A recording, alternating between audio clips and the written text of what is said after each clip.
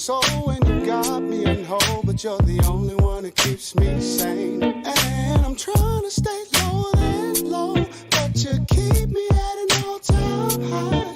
You could glow in the dark, you're owning a spark, and I'm just hoping I can be that flame. Knock me down, but I'm never letting go of your hand. Let's make another round toast for you, man. Baby, stay wild and keep your toes in the sand. Ease it up, baby, get a hold on my man. Hey, said I'm not stop the loving, stop, drop and roll. It's getting hot like an oven. Rocks, clothes, and necklaces you got like it's nothing. Said hey, must be the honey, yeah. Hey, said I'm not stop the loving, stop, drop and roll. It's getting hot like an oven. Rocks, clothes, and necklaces you got like it's nothing. Said hey, must be the honey. When you're alone, you know to dial it up unless you really ain't about that life. Cause I'm just feeling, yes, I'm right how I'm feeling on a mission to be in your life. Well, girl, you just might not stop calling me. It's alright, honestly, be all night. Girl, it's gonna be all night. Talk with me, mommy, I mean, I'm hottie for shawty, getting the shawty. Tommy be rocking all of these hardest hearts with artistry. Let me talk to your inner heart is where I'ma get her. Not when I'm with a get up, I'm all in when you consider. Don't hesitate, just approach it with hope and faith, and we'll take this journey, be Bonnie and your boy will take over, babe. Hey, said I'm not stop the loving, stop, drop and roll. It's getting hot like an oven. Rocks, clothes, and necklaces you got like it's nothing. Said hey, must be the honey, yeah.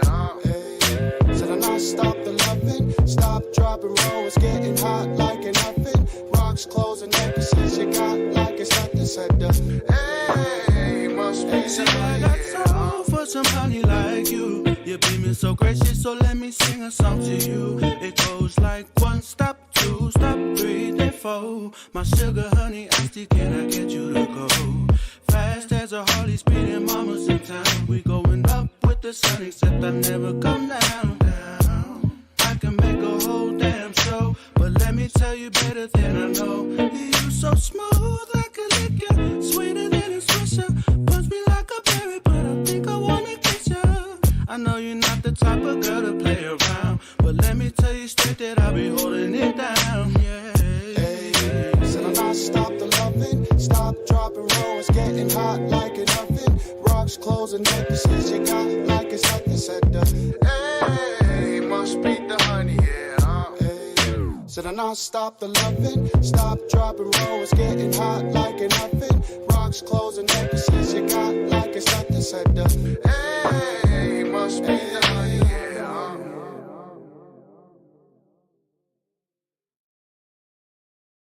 Inhale.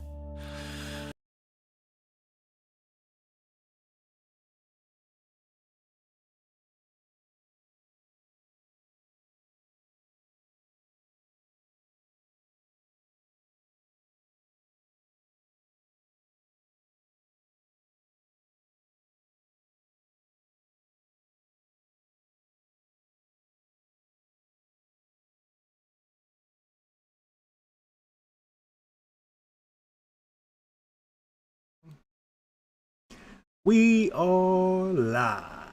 Yo! Yep. What up? You get right. What's good? Let me get comfortable real quick. You know what I'm saying? Oh, yeah. Let's get it. Yeah, I'm back. Let's go. Had to get some work stuff sorted out last week, but I'm back. You know what I'm saying? I'm feeling the jersey. I'm feeling the jersey. Formerly known as, now known as the Commanders. The Commanders. We're gonna have to talk about that name, bro, because I don't know how I feel about it. I don't know how I feel about it. Redskins did need to get changed. Don't get me wrong. It did need to get changed. I don't know. I don't know how I feel about the Commanders. It's from what I saw of it, I don't know. It just seemed like it was probably the easiest for them to pick. It seemed like. Yeah. So I feel like they almost should have stayed as the football team. I was cool with the football team. Yeah, the football team was actually cool. Like, we made fun of it, but it was actually like a cool name. So I don't. Yeah, WFT. They had a cool little abbreviation. Yeah. That's butt. Anyways, man. It It was Anyways, we back on TTEspn, TTE Tuesdays. We're here breaking down the NFC East. My division. good. Yes. Been waiting for this. East. But you got a icebreaker for us? You got an icebreaker for us? Yeah, Before we to get us into it? this week. Temple Tower Tua, Monk Tua. The asks, what is your greatest or biggest fear? What is your greatest or biggest fear? That's what he said for this week. So, what would be my biggest fear or greatest fear would be I think greatest fear would be my time in this world ending and my family not being in a secure position when it was time for me to go. That's the greatest fear for me. As a leader of my household and my family, I wouldn't want to not have done the things and put them in a position to where when it's no longer my time here, whether that's tomorrow, years from now, whatever, whenever it's my time to go, they like don't have to struggle and stuff like that. Like they can, continue on. And so that'll be my greatest fear is leaving this life and not leaving them prepared. Man, I think I'm gonna keep it along that same wavelength, man. For me, is that I didn't fulfill my purpose, whatever that is, whatever my purpose is. Don't nobody know what their purpose is unless until they know what it is. I think that's probably my biggest fear is that I didn't fulfill my purpose. Right? Yeah. We all here for a reason. We got some stuff to do. We got some things to fulfill. Yeah. And drowning. Oh man. Drowning. I used to think drowning was like kind of dumb. I'm not gonna lie. Like in an immature stance, I used to be like, well, how do you drown? Why don't you just swim?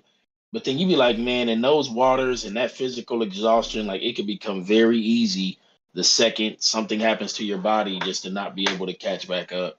Man, to just but I did tell drown. Dudes, yeah. I was on the phone with Dudes yesterday, and I was like, bro, I had a lot of wildlife videos seem to pop up on my timeline lately.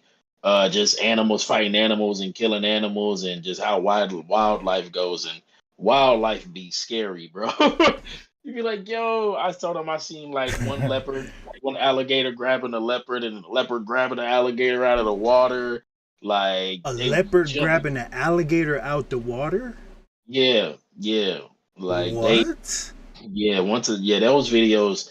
I seen one where like a bird was chilling on a twig and like a crocodile came and snapped its like wing, and then it tried to fly away, and the crocodile just like was chilling because it knew it got him, and the bird just fell right down, and then he went right over there and got to it. I was like, bro, that stuff. That thing went into their house, pulled them out of their house, and then took them up a tree. Oh nah, that's nope. Wildlife is nah. Yeah, wildlife is scary, bro. Leave them alone. Wow. Leave them alone. You ain't lying. All right, man. NFC East. We're gonna get into it. Last week, what y'all do last week? The AFC. AFC East. Last week was the AFC East. Bills, Jets, Pats, and Dolphins. Last week, you guys weren't here for the AFC East. Y'all already know. Go look at the other thumbnail. Just like this one, you'll be able to catch me and Pale on there talking about that. We both made a stamp last week of we're going anti Patriots this year. We just think they're gonna be buns. So yeah, we'll take that on them. Again, it's a division that the Bills have to lose. Like they really have to lose. The Jets could be a surprise, and Cousin to an MVP, man. Starting the Cousin to an MVP. That's what all that is. So I think I don't know, man. I think it might be too early to believe the Jets gonna make some noise, but I see where y'all are coming from. They are a little bit of a dark horse. Yeah, they definitely are, man. Like I said, roster wise, you could look across the board and be like, okay, they did upgrade the players that they invested in, have another year. So it's kind of like, okay, you guys should take a step up. They had some competitive games last year to where you were like, okay, y'all played close enough. So again, it wouldn't like I don't think they're a double-digit win team by any source, but it wouldn't shock me if they ended up with 8-9 wins this year. But it wouldn't shock me if they stayed with 4 either. They come Because out and come out and steal some games. Yeah, I wouldn't be shocked if they stole some. I wouldn't be shocked if they stayed the same because again, it's still such a young, growing core, and you don't know if they could just all can explode right together, and it'd be pretty dangerous.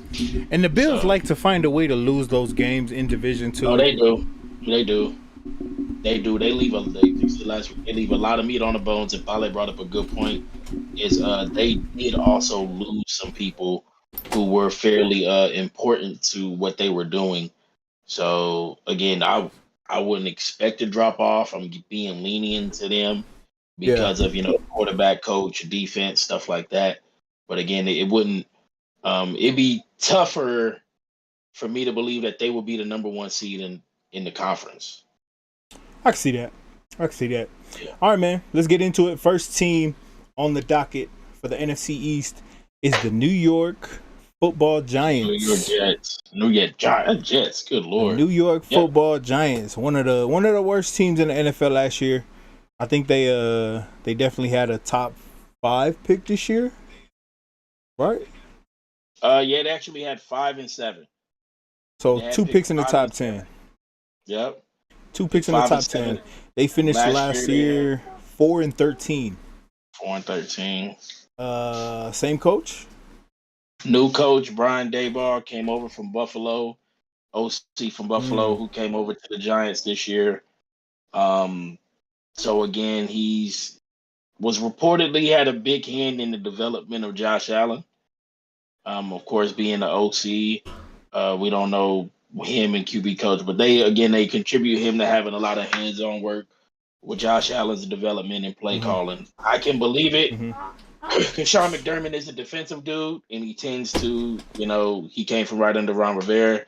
So Sean usually tends to put the emphasis on special teams and defense and, kind of allow his OC to do his thing.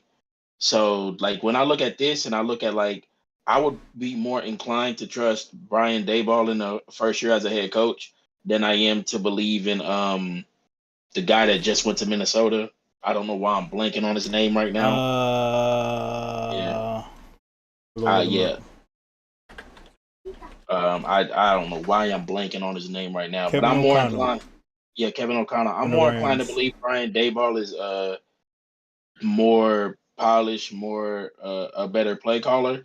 But when we look at what the Giants got to work with, he's gonna have to pull some magic off to get that done this year. Yeah, but I'm very interested in to see what he does with this team. So with him he was calling the offensive plays for the Bills last year, right? Yeah. I think Saquon is gone simply off of this hiring, just because you look at what he did last year with those two running backs in Buffalo. We screamed all season, use your running backs, use your running backs, use your running backs. They still didn't use the running backs. Granted, they had a high-powered offense with Josh Allen. You had all those receivers, right? You had Emmanuel Sanders. You had, I can't think of his name right now. Stephon Diggs, Cole Beasley. You had your tight end, Dawson Knox. You had a lot of weapons at receiver, right? Yeah. Now you're over here in New York. You're building essentially from the ground up. I don't know, man. I think this will be Saquon's last year, and we'll see them move on from Saquon. I can see that next year, but I do think they're gonna give him this year. I think the front office of the Giants actually like him. I think they want him around. It's kind of been unfortunate when he's been there. He's been able to produce, but again, just recently, man, those injuries and stuff have been lingering for him. When I look at like what they've completed over this offseason, they brought in a guard, Mark Lewinsky, who seems going to be their starting guard. They're pretty comfortable with their left tackle, Andrew Thomas, because they got Evan Neal right now on the depth chart predicted to be the right tackle. So now they have bookend tackles and what should be an upgraded O-line with this guy coming in a little better. How much better? If Evan Neal is who he's projected to be, then this line should just be better, period, on its own end. Andrew Thomas fairly good left tackle from what I know of. Again, they not picking up the fifth-year option on Daniel Jones speaks a lot because again, it gives them an easy out if they want to have an easy out. Bringing in Tyrod Taylor is another thing. Said don't be shocked if Tyrod just gets the reins from week 1. You know what I'm saying? Like I think don't be shocked if you see that. He's had a relationship before with people in Buffalo where he had a fairly successful season, I feel like, for his status. Absolutely. So again, I wouldn't be shocked if week 1 they roll out with Tyrod because they haven't, declining Daniel Jones option. There's again, just at the end of this year, they can just let him roll and be about his business. When I also look at some other people that I see, Evan Ingram is no longer there. Kind of a guy who I felt like people fell in love with the potential of him. He left to Jacksonville. James Bradbury, who went to a division rival in the Eagles. Jabril Peppers, who went to the Pats. So they seem to move off of some people here, which I'm kind of like, man, like, but I mean, how much lower can you go when you're the Giants? Right. They didn't make a lot of moves, right? Like, yeah, they picked up Jordan Akins from the Texans off of unrestricted free agency. Khalil Dorsey at corner. Keelan Doss off the street, right? Like Max Garcia to shore up some of that O line. Who else? Justin Ellis to give him some depth over there at nose tackle. Matt Breida, who I think is going to be a good complement to Saquon. Hopefully take off some of that workload. I look at that running back tandem very, very similar to what we have in Dallas. With Ezekiel Elliott and you know what I mean? Tony Pollard. He earned his stripes last year. He showed what he was worth. He showed what he was good for. But I think Matt Breida will be a pretty good complement to Saquon Barkley. But I mean, these are all like I look at all of these like B-level, C-level moves. B is being generous. B is being generous. So I didn't notice this before, but it also brought up a point that I kind of looked at when I looked at this team again. This isn't a team that's ready to win right now. No, but they do have very, very, very intriguing pieces. You pick up Kayvon Thibodeau and Evan Neal with your first picks. You know what I'm saying? At 5 and 7, you pick up Kayvon, you pick up Neal. And then I didn't realize, I kind of missed over it, is Joshua Izudu, O-lineman from North Carolina, is actually their projected starting left guard. So they pretty much have almost 3 new pieces on their O-line this year. It seems like Thomas and John Feliciano is the only 2 that's maybe remaining here. Cordell Flott, cornerback from LSU, he's a guy, LSU loves to put out DBs. I don't think I've seen pretty good DBs too. Yeah, pretty good DBs. I think like Maurice Claiborne was like the last one who I felt like flopped. Like even the ones they send in around this range, the 2nd and 3rd round, tend to find a way to be fairly average to good cornerbacks in this league. This could be a very foundational draft class for what they do. 2 people on the O-line, what really the belief is should be a superstar edge rusher who you got coming in, and Wan'Dale Robinson, who people seem to like here. Kenny Galladay's contract, man, they definitely overpaid that man. Oh yeah, that was some stuff that I was kind of like, good lord, bro. That was one of those. Somebody left the OK Cheetos on the table, so we're gonna take them. Yeah, and again, it was like, okay, at the time when you paid him, he was, again, supposedly should have been a floor raiser for your team. He wasn't meant to be the best wide receiver, but he was meant to make your receiving core better. Again, it's just so ugly because O-line wise, they struggled, which looks like they've made the adjustments to try to make the improvements. Again, even if Evan Neal is just really good like we think he is, your O-line will be better, which then in turn will benefit this offense a little more. Yeah. What can I expect from Daniel Jones? I'm definitely going to say if there's anybody who should do something, Dayball will get something out of him this year. But the dude is like far more athletic than a lot of people realize. Daniel Jones is pretty athletic. Like, he be moving, bro. He's definitely a lot better than people giving him credit for. Granted, you look at how many coaches how many different systems he's been in the last 4 years, in the beginning of his career, essentially. Yeah. Right? I think Daniel Jones has something there. It's just a matter of who's going to give him the runway to do that, right? They saved themselves by declining that 5th-year option. Like you said, they have the insurance in Tyrod Taylor. Like they really want and need insurance. I think that's more of a for the fan base, right? Yep. It's let's bring a Tyrod who's been successful everywhere he's been, whether that be Houston, Buffalo, Chargers. He was successful. It was always just some unfortunate series of events that made him no longer have that position. You know what I mean? Yeah. So yeah, we'll see what happens. So I'll definitely be excited for what they do. I'm shocked that in all of this, Leonard Williams is finding a way to stay on this team. That's what almost makes me think that they feel like they do have a couple pieces here. I wasn't mad at them moving off of Bradbury. I felt like they got out of him what they should have got out of him. I don't think you can expect another All-Pro year. He's a good corner, but that year was that year. It wasn't going to be repeated. He kind of felt like he kind of got it. What was that? James Bradbury. Okay. Yeah. I feel like he's a floor raiser for your team at this point in his career. I don't think you want him as the number one, and I don't think you want to pay him the number one money. But I think he is a good corner if you're looking at 2, 3, 4 cornerbacks down the line.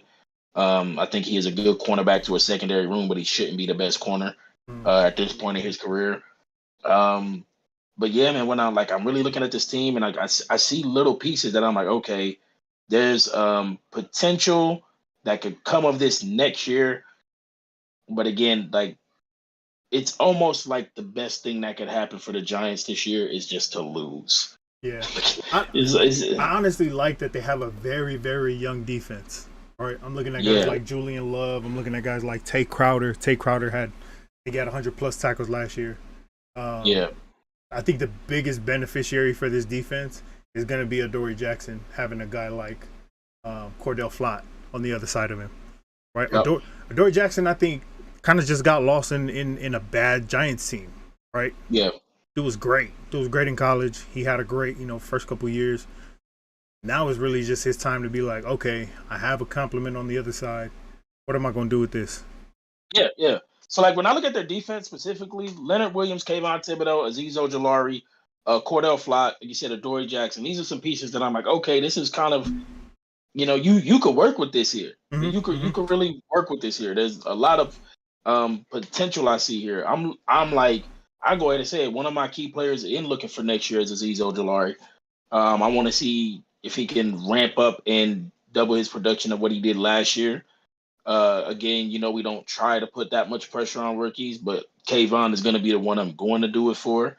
Because again, you had 2 guys go before you.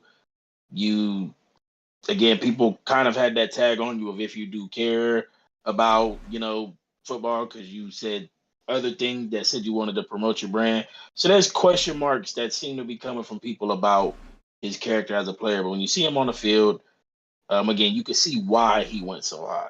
Yeah.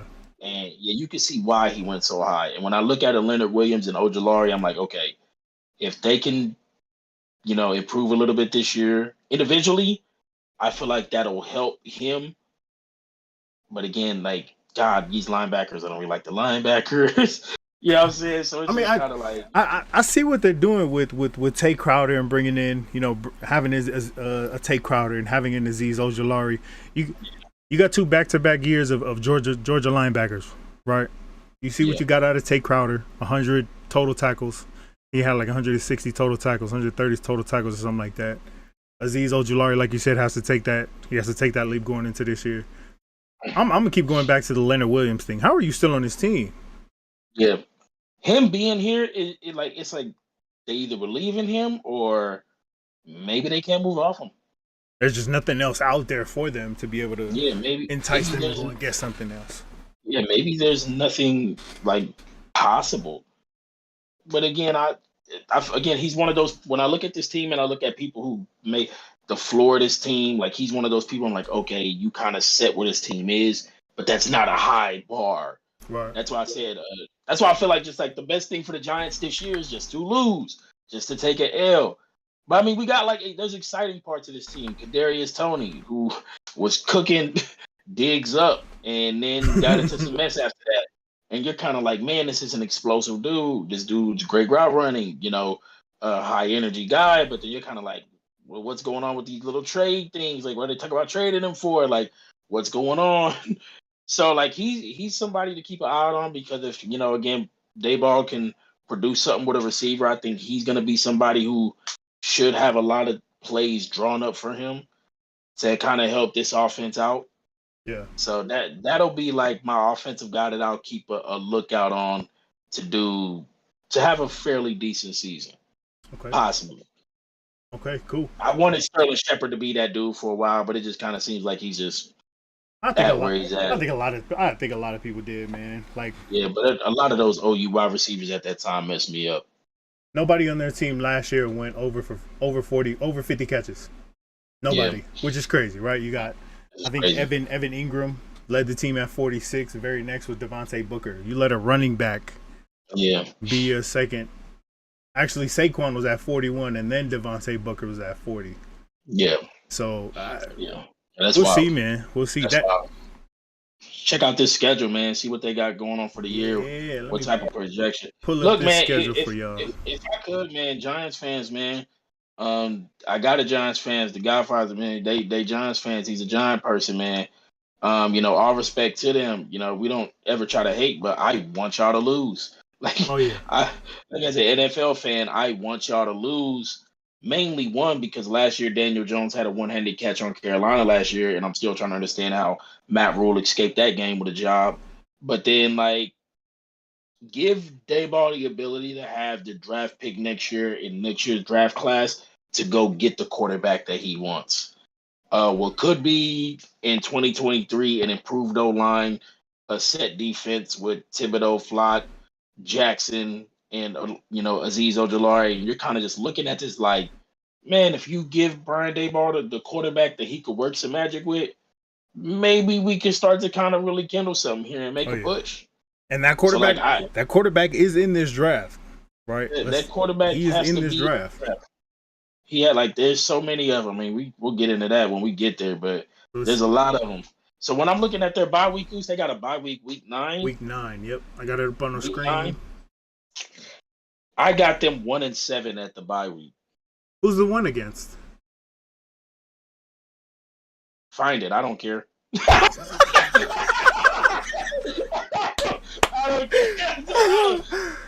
said, "Find it. I don't care." Find it. Whoever you want to give it to him.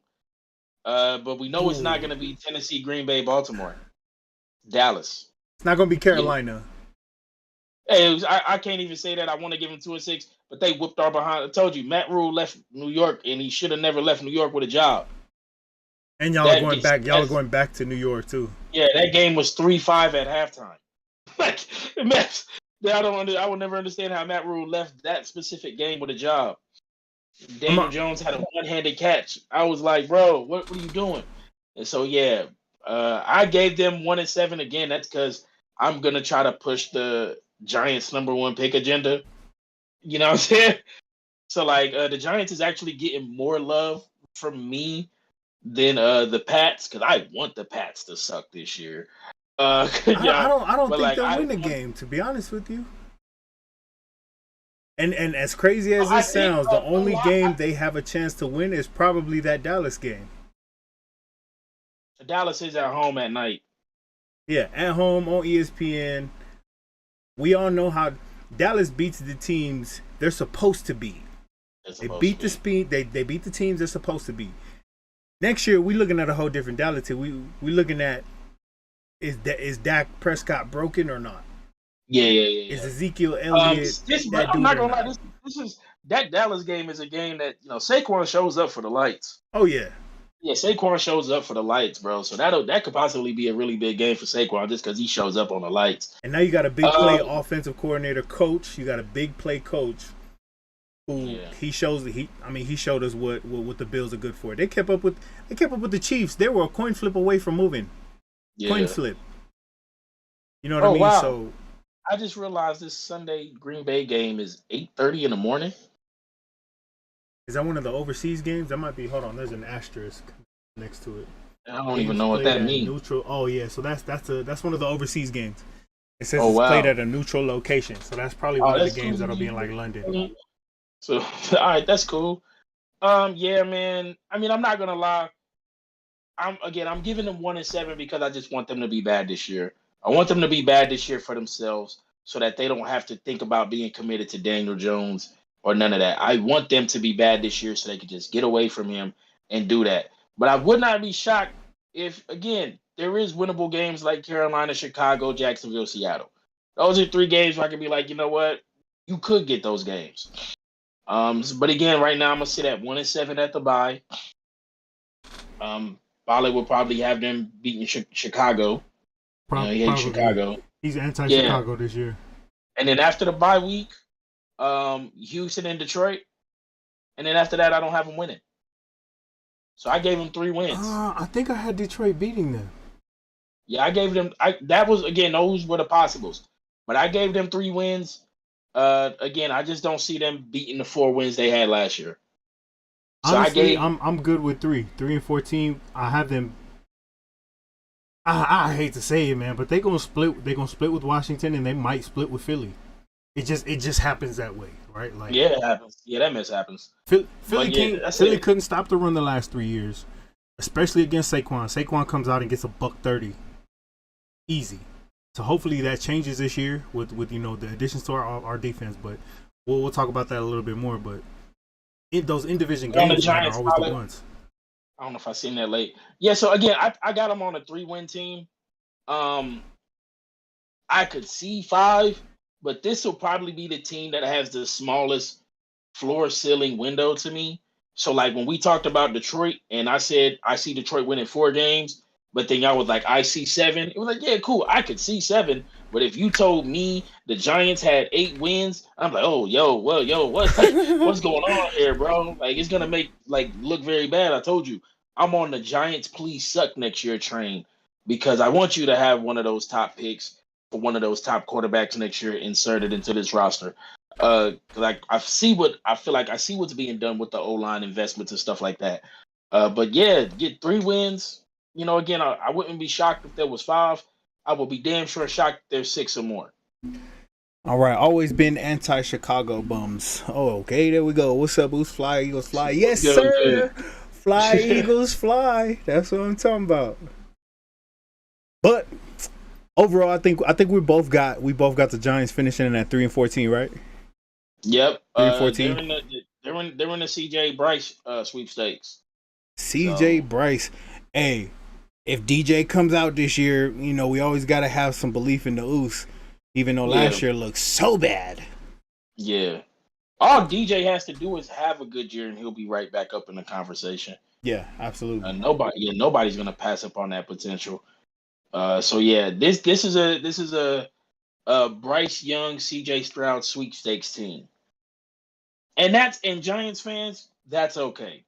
You know what I'm saying? That's that is okay. You have a top O lineman, you have a top defensive end you just drafted, you have a good one you drafted last year. You have a new coach who should, again, thank God y'all got off Joe Judge. Matt Rule should have been gone way before that, man. Yep. Y'all got a good coach. You got a pretty decent secondary. Yeah. Land Eagles land. Yeah, don't put pressure on yourselves this year, Giants fans. Be ready to lose and enter the sweepstakes and put yourself right in the position. So y'all got it, man. I'm cheering for y'all to go 3 and 14, Giants. All right, man. That wraps it up for the New York Football Giants. That's gonna take us on to the Washington Commanders, formerly as the Washington Football Team. That name is so stupid. It's so dumb. Yeah. To the Washington Commanders, baby. All right, Head coach Riverboat Ron Rivera, who just today signed Terry McLaurin to a 3-year, $71 million extension. Good job, Terry. Which according to, again, it's a 3-year extension, so smart for them. But I guess the average makes him among the top 5 paid receivers in the league. Which, I mean, you did call it, right? You did say that DK was eventually going to be the highest paid out of that class. DK would be the highest paid. The name is So the name is hella Elo, bro. All they're doing is pushing the envelope for DK to get paid. So last year, the Commanders finished 7-10. 7-10. 7-10. Yep. With I think Heineke. Heineke was their quarterback, Beerman. Yep. I'm not gonna lie, they did pretty well for having a makeshift quarterback is what I'm gonna call them. And they had a lot of injuries. Oh yeah. They actually started to play better after the injuries. One thing I know about Ron Rivera, he's a second half of the year coach. He doesn't start off good. So again, like I told you, I live by the saying with Ron. When you have expectations for his team, he don't meet them. But when you don't think his team gonna be crap, he does the damn thing. And this is one of them years where it seems like nobody got expectations for him. So they said, I'm there. They got my little dark horse tag. Just off the strength of Riverboat Ron alone. Because I know how he functions, bro. I know how he functions. I do kind of look at this team as a dark horse, right? They have some decent signings, right, going into the offseason. They picked up Carson Wentz, who is very familiar with the division. Yep.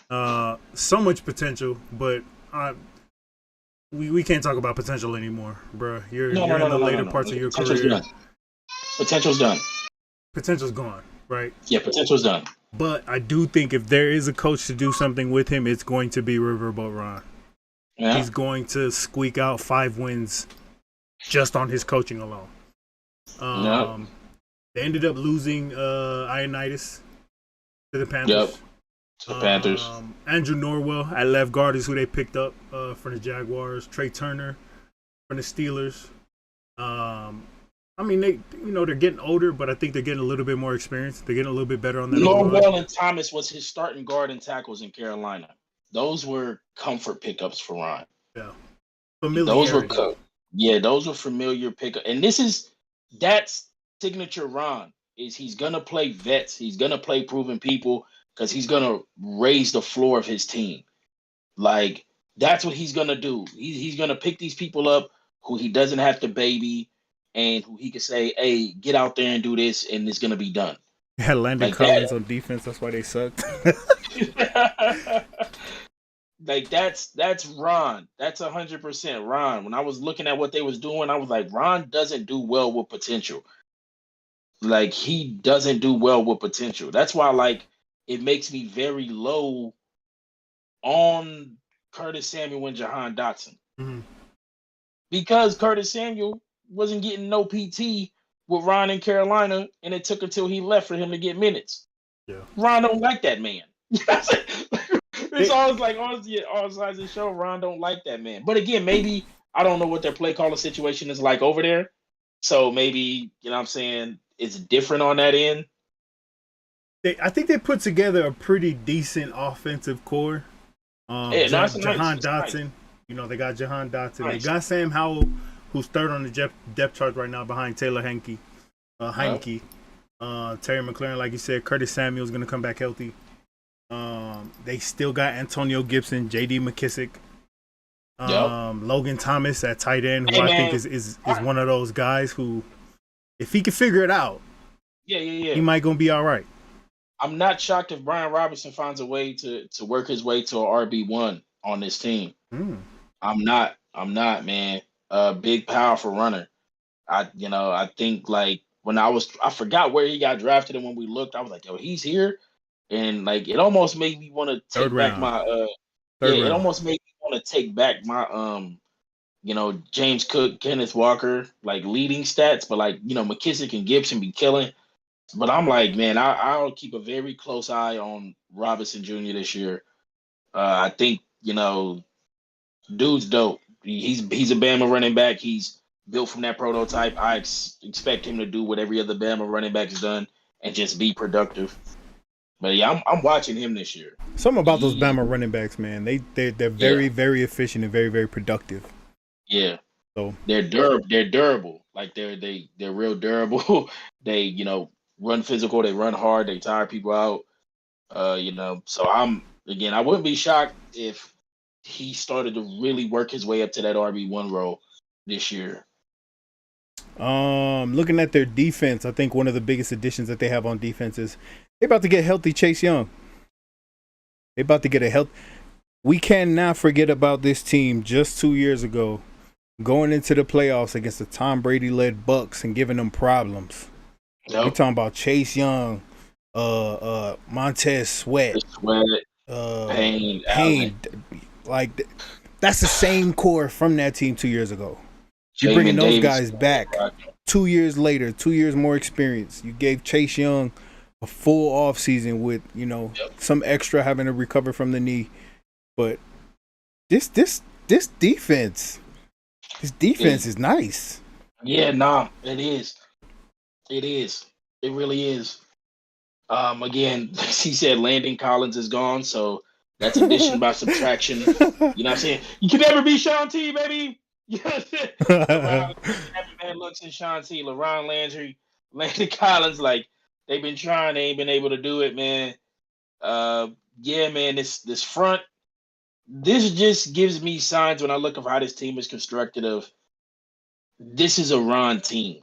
You know what I'm saying? Like, this is a Ron team. This is where we're used to seeing him do things with, from being a player to being assistant coaches to coaches. This has hit the identity of people that he's used to doing good things with. So, like, I'm not gonna lie, I was ready to jump on my early Chase Young Defensive Player of the Year. Mm-hmm. You know what I'm saying? Like, yo, Chase Young defensive, but then I went and looked at his stats and said, damn, he got injured early to only had 2 sacks. I was like, how can I flip that argument? How can I flip that argument to be like Chase Young Defensive Player of the Year? But for them to succeed, Chase Young will need a Defensive Player of the Year type of year. Ooh, okay. Yeah. For them to succeed, I'm putting my flag on them to win the division because I'm gonna take that jump. Yeah, that's why I wore the jersey. That's why I went and go put it on when we had the thing. I said, you know what? I'm gonna make my stand here today with them. Is I'm gonna stand behind the Commanders. Washington, let me ride, baby. That's a very. I feel like this is a comfort familiarity pick because you got Riverboat Ron. Exactly. I ain't even mad at it. I ain't even mad at it. Riverboat, baby. It's Riverboat. Ain't even mad at it. I'm taking the Riverboat Ron train. I'm gonna live by it. Nobody's expecting nothing from this team, and that's when he seems to do a lot of his damage. So I'm telling you, Chase Young, you want to take Chase Young is gonna be top 3 Defensive Player of the Year candidate this year. Like I said, I'm gonna pick him to win the award because if he wins the award, then that means this team has to be ready to win the division. And Riverboat Ron can succeed and give me one. You know what I'm saying? We rocking with you, baby. We rocking with you, Riverboat. All right, so Terry McLaurin, I said, Fowler said it when we talked about that before. Give him a quarterback.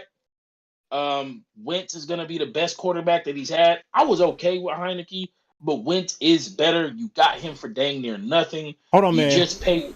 We got to revisit that. We got to revisit that. I am going to step into this and say, is Taylor Heineke not the same? I watched a lot of Washington football last year, unwillingly.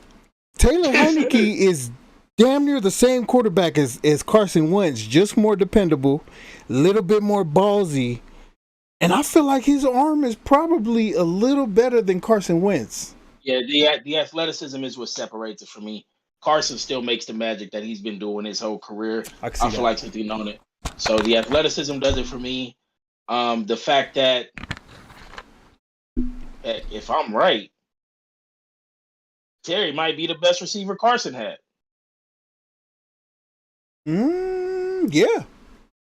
Terry might be absolutely. Terry might be the best. Terry might be the best receiver Carson's had. I'm much higher on Jahan. I actually think Jahan Dotson is good because he had Alshon Jeffrey. Yeah.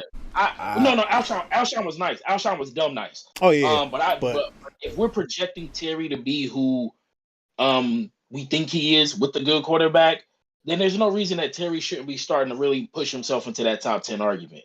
Okay. Again, I have Terry personally over CeeDee Lamb and some other people, but I'm like, again, His numbers show that he's been productive with less quarterbacks. We're giving him a good quarterback now. So again, I'm a little higher on Jahan Dotson also because I accidentally watched a Penn State game last year, and when they needed, I was just at work, threw that mug on because it was on. I think they was playing.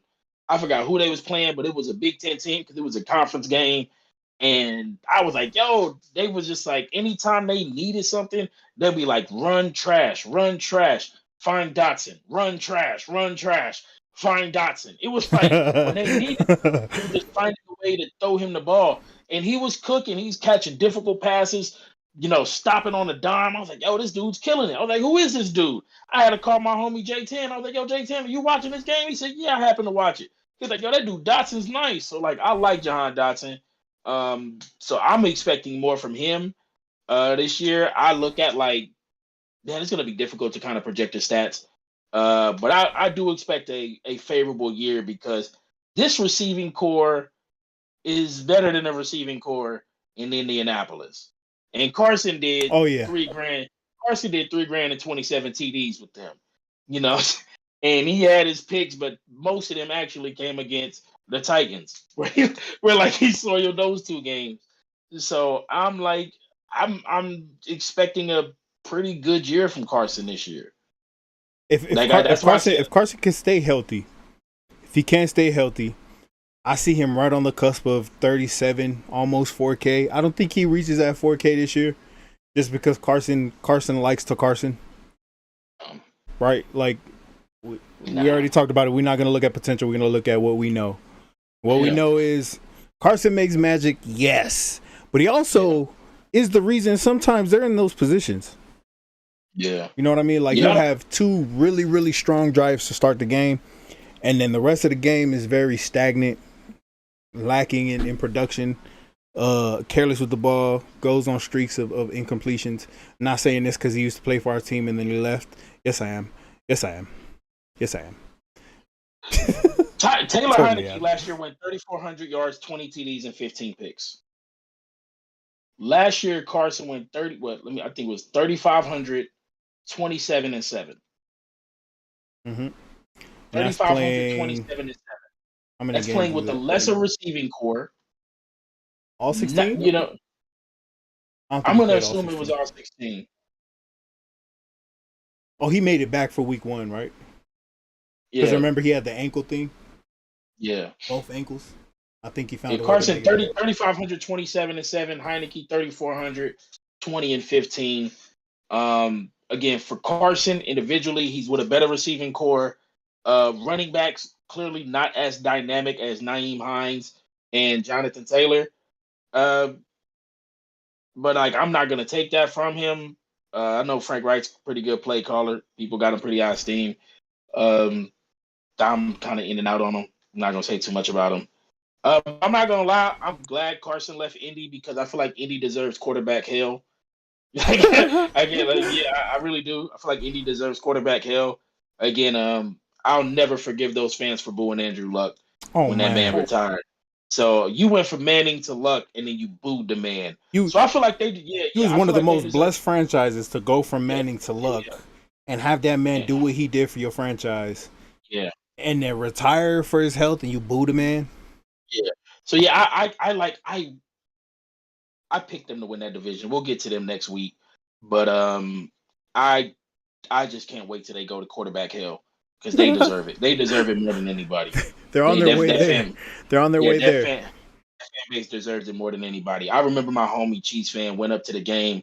And he specifically was like, I've been to other stadiums, and I absolutely hate Indianapolis. He said those fans are like a golf tournament, and they suck. So I was like, y'all like, oh, man, you just kind of hate it. But then when they booed him, I said, no, y'all deserve that. Y'all deserve that. So I can't wait for them to fail. I cannot wait for the Colts to fail. I'm ready on that. But OG Bob Sanders for them is dope. Love them, though. But, yeah, the fans just deserve quarterback hell. All right, we're going to take it into if Carson could just repeat what he did last year, 27 and 7, 27 and 10. If he touches 4,000, I don't know. I don't think he should touch 4,000. I don't know. I think 35 is good. I think $4,000 for him something might be wrong with the team Oh yeah. I think 35-37. Like I said, 35-37 is a ceiling to me. More than capable of doing that with these two receivers. Just with these two receivers alone, with Terry McLaurin and Jahan Dotson. On top of that, you got J.D. McKissick amazing out the backfield. You got Antonio Gibson. Like you said, they got a running back who's third on the depth chart right now who might be running back one by the end of the year. Logan Thomas. He's set up, man. He's set up. Carson love his tight ends, bro. Love his tight ends. Logan Thomas should eat this year, man. If he doesn't eat this year, let's go ahead and I'm gonna remove the hopes for him. All right, we're gonna take it in. We're gonna take it into the schedule. Now, the thing that concerns me about this schedule, they do not have a bye week until week 14. That's very scary for them. Week 14, and they got a pretty up and down schedule. I'm not gonna lie. Yeah, it's not the hardest schedule I've seen by far. Not the hardest. I'd say this is like a C minus if we putting grades on it as far as how difficult the schedule is. But the first 14 weeks of the year, actually, man, let's just go all 17 games. I mean, taking it into the bye week gives us 4 games left. What you got them finishing off? We'll start with the first 10 games from Jacksonville on down to Philly. What you got them finishing within the first 10 games of the season? They'll start 2-0. And then they'll go 2-2. Mm-hmm. Then they'll go 3-2, 4-2, 4-3. So their 3 losses right now is Philly, Dallas, Green Bay. Carson Wentz will go into Indiana and show him his private parts, and they'll win that game. It's 5-3. I'll 5-5. I have them 8-5 at the bye week. I have them 8-5 at the bye week with losses to Dallas and Philly in weeks 3 and 4. With losses to Green Bay in week 7. I have them losing to Minnesota and Philly again. Mm-hmm. Damn, this sounds bad, and I just said I'm putting my flag on Washington to win. Then they'll go 3-0 before the bye, beating Houston, Atlanta, and New York. And this is where Riverboat Ron comes in. 4-0 after the bye. Oh. Yeah. 12. You giving them 12-5? I had them at 10-7 before we did this. But Washington, if I'm a ride with y'all, I gotta get you over the 11 wins that I projected for Philly. And that's the only way it's gonna happen. Because I'm gonna give you 8-5 at the bye. I'm gonna give you the clean sweep after the bye. I'm gonna trust Riverboat Ron being the second half of the year coach. You got him beating Frisco in Frisco? Yeah, Riverboat Ron, baby. I'm going. I'm in. Crazy. I'm on the Mandela. I'm going in, baby. I'm going in. I'm gonna have them clean sweeping 4 in a row after the bye, so it'll put them at 12-5. Washington Commanders. I'm riding with y'all this year. Riverboat Ron, Mandela. Told you I got Philly projected at 11. So I sat here for the last 3 days. Yeah, I had Philly projected at 11 because I have Dallas projected at 9, but this was what I did Friday, and then I stopped because again I'm letting my mind breathe. But again, if I'm gonna have Washington win the division, they can't win the division with 10 and Philly at 11, and especially if on here I said Philly would sweep them. Again, you gotta win. You gotta win. I gotta find you a way to get 12. That's tough. I got them going 2-2 after the bye. Yep. Losing. I got them losing to Frisco and Dallas last game of the season. Yeah, I'm gonna go with the 4-0 to end the year. Washington, we 12-5 this year, man. That's the goal. Damn. That's the Riverboat Ron treatment that I'm gonna trust. From 10, so as crazy as that sounds, that's 2-win improvement from last year. I do think they made a 2-win improvement roster change. They're gonna get Chase Young back. They got Jahan Dotson. They got Carson Wentz. So they improved their defense. They're gonna be improving their defense. They're gonna be improving their offense with Jahan Dotson, with a happy Terry McLaurin not having to go into this season wondering about what his contract looks like. Yep. Hopefully a healthy Carson Wentz. Yep. And a sleeper at running back. Yep. I'm not mad at that. I'm not mad at 12. I'm not mad at 12. Again, but this is the 12 wins comes from one, me believing in Riverboat Ron, me believing in the upgrade at quarterback, like you said, Wentz, me believing that Chase Young is defensive player of the year. You know what I'm saying? And just believing in the floor raising of bringing familiar faces like Alex Armour, Trey Turner, Andrew Norwell, some players like that, and getting rid of Landon Collins. So addition by subtraction. You lost some pieces, but this, as I said, if I gotta trust the Riverboat Ron year, this is gonna be the year that I'm gonna trust Riverboat Ron. So 12-5 Washington Commanders. But again, I would not be shocked if it was 10 wins. But that's the only way that I can get them to win the division and to make me look good is to go 12-5.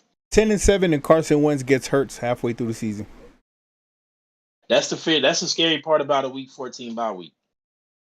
10-7, because I think you got a quarterback coming back into the division after spending 1 year away. 2 years, 1 year, 1 year away. I'm not gonna trip too much about Tyler being backup though. It's a great backup. It's a great backup. Taylor being backup. I don't trust Carson Wentz, but that's what will happen. You got him at 12-5 Washington Commanders, man. I got them at 10-7, repeating what they did last year. They're gonna do the same thing they did last year. That's gonna take us into the Philadelphia Eagles. Philadelphia Eagles. I have been waiting for this. I'm gonna let you kick it off, man. I'm gonna let you kick it off with the offseason moves for the Philadelphia Eagles.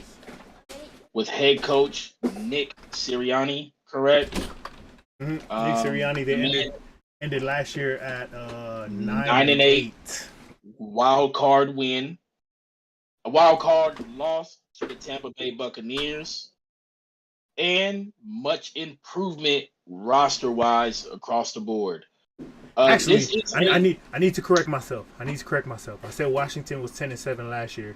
They finished 7-10. 7-10. So it was 7-10. I need to correct myself because I know somebody in the comments when they watch this is gonna. Washington. I got one homie Washington Commanders fans, and he's Washington through and through. So as of right now, Washington has got my biggest projection for elite next year. 12-5 in this division, man, would be crazy. But again, you got to find a flag to stamp it somewhere. Like I said, I'm gonna stamp it with Riverboat and them boys over there this year. Philadelphia Eagles is definitely the team most will expect something to come from this year. With the big news of draft day trade, picking up AJ Brown, a guy who I'm honestly much lower on than much people. No disrespect, but like the class he came out of included Terry, Debo, and DK, and I always felt like he was number 4 of them. Oh, but I haven't. That's what I felt. But when I look at this team and I look at how it's constructed, I look at Jalen Hurts, and then I look at AJ Brown, and it's like the Eagles fans should have every belief to stand behind this. What the Eagles did that's most important to me this offseason is the fact that they set themselves up, no matter what happens this year, to be in prime position to continue to elevate going into the 2023 season. The fact that they was able to trade back with the Saints, acquire another first in the 2023 draft with the New Orleans Saints, allows them the draft capital to finesse into what everybody is saying is a deep quarterback draft class this year. So with saying that, all of this rides on the back of Jalen Hurts. Jalen Hurts that is going to be a late round pick who doesn't have an option. The Eagles can literally just play him out this year and say, you're staying or you ain't coming back, and we got the capital to go do something else. They have the ability to do that. Jalen Hurts has been a guy who's shown a way to step up in these moments and play big and perform. So I'm definitely going to expect if there's a player to make a leap at the quarterback position this year, it better be Jalen Hurts. Like it has to be Jalen Hurts for me this year. Picking up James Bradbury, I think is a steal because, again, I'm not going to contradict myself. He is not a number 1 cornerback, but he does make your cornerback room better. So he is a great depth piece at cornerback. Still of the draft, everybody believes in on our behalf. we sat there and we watched Alessi Nakobe Dean being able to pick him up. We know him's about to spam him up on Madden. Was a great pickup in the offseason in the draft, man. They just did great things for themselves to keep capital, to improve their roster. Hassan Reddick joining the team. Great end, great pass rusher. If he says he's going to add 20, 30 pounds to his game, then that'll make him more prolific in the run game. Being able to help there, that is the weaker part of his game. But man, you got Vernon Hargreaves and you got other people, so life should be much easier for him over there than it was in both Arizona and Carolina. These guys definitely are, to me, the favorites to win the division. I'm just gonna sit my flag with Riverboat Ron this year. That's what I'm gonna do. I'm gonna believe in what a little hope here with what I see if there's a team to make that leap. But yeah, man, I have them projected as a 11-16 right now. Okay. Philadelphia Eagles, man. Philadelphia Eagles. The number one move that we made in the offseason, A.J. Brown.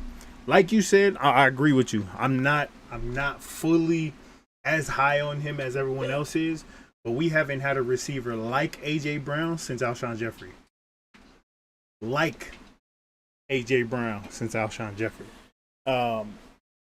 Hassan Reddick definitely is a huge. Vernon Hargrave, Xavion Hargrave. Why did I say Vernon Hargrave? That's the cornerback that came out from Florida years ago. It's the damn last name. My bad. I slaughtered that. Hassan Reddick, huge picker for us. Just to add on the depth that we have, rushing the quarterback, playing sideline to sideline. I think one of the, obviously, Nakobe Dean, we ain't even got to talk about that pickup. That was a steal. Getting him as late as we did. Kaiser White. 1 second, please. 1 second, please. Yeah. Kaiser White, y'all. Kaiser White, for me, one of the biggest underrated pickups for us, being a Pro Bowl caliber linebacker with the, San Diego Chargers. Now the LA Chargers. My bad, y'all Chargers fans. Being a Pro Bowl type linebacker, I think that's going to be huge for us. Jordan Davis. We're not going to talk about Jordan Davis. This man ran like a 4.6, 4.7 at 300 pounds, 6 something. Hold on. Let me get his exact.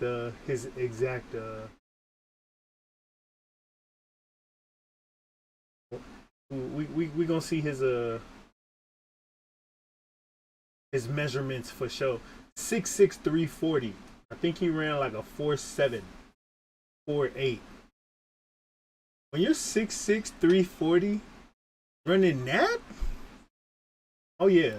Nah, Jordan Davis, one of the biggest pieces adding to our defense, and that's with us bringing back Fletcher Cox, getting a healthy Brandon Graham. We don't know what kind of Brandon Graham we're going to get, but we're going to get Brandon Graham. I hope it's Pro Bowl Brandon Graham, but we do got some depth over there. Josh Sweat, Derek Barnett's coming back. Marlon Tuipulotu. I want to mess that pronunciation up. TJ Edwards, Darius Slay definitely got some help with getting James Bradbury over there. I don't know. I'm just excited about this team. Anthony Harris. I think Marcus Epps. Marcus Epps is gonna be somebody to watch. Marcus Epps. Y'all gonna have to come back and revisit this in a couple months. But yeah, we had a hell of a offseason. I was just telling him about Jordan Davis, 6'6", 340, running a 4.7 40. That's freakish.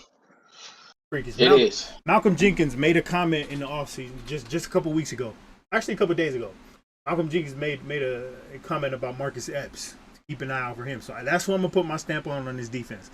He is second on the depth chart behind Jaquiski Tart as strong safety. When you get that seal of approval from a guy like Malcolm Jenkins, yep, I'm gonna keep my eye on Marcus Epps. Yep. For me, looking at this defense though, one of the key players for this defense is gonna be a TJ Edwards. I don't think he's gonna be starting for long. I think Nakobe Dean, as soon as he is 100% healthy, as soon as he does show that he's able to kind of take the reins at that defensive captain position, he'll be able to step in. That's on defense. We're gonna go look at the offense, y'all. Jason Kelce's back. We drafted Cam Jurgens. Blew my mind that we drafted a center. But Jason Kelce was, he did give his seal of approval. He's been working with him. He's impressed by him. Hey, if Kelce gives a sign of approval, I ain't even going to argue with it, bro. We're getting Selmalo back. He's going to be healthy next year. Lane Johnson. Landon Dickerson, I think, for some reason, I think we had our other guard retired. Jordan Mailata.